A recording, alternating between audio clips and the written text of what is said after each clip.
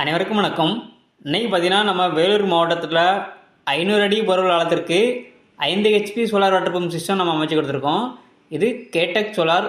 EB வசதி கிடைக்கப்படாத விவசாய இடத்துல நீங்கள் போர்வெல் மட்டும் போட்டு வச்சுருந்தா போதும். போர்வெல்குள்ளே இருந்து வெளியே தண்ணியை எடுத்து கொடுக்கறதுக்கான சோலார் வாட்டர் பம்ப் சிஸ்டத்தை ஆல் ஓவர் தமிழ்நாடு முழுக்க நம்ம அமைச்சு கொடுக்குறோம்.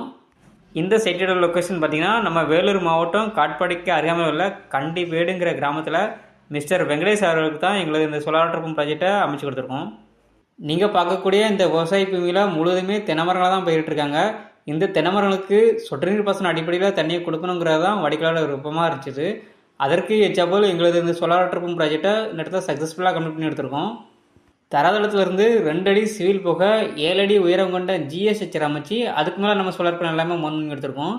இந்த இடத்துல பெய்மர் பிராண்டோட 545 வாட்ஸில் 10 பேனலும் எங்களது பிஎம்எஸ்எம் டெக்னாலஜி கொண்ட 4 மோட்டர்ஸ் தான் நம்ம இந்த ப்ராஜெக்ட்டுக்கு யூஸ் பண்ணியிருக்கோம்.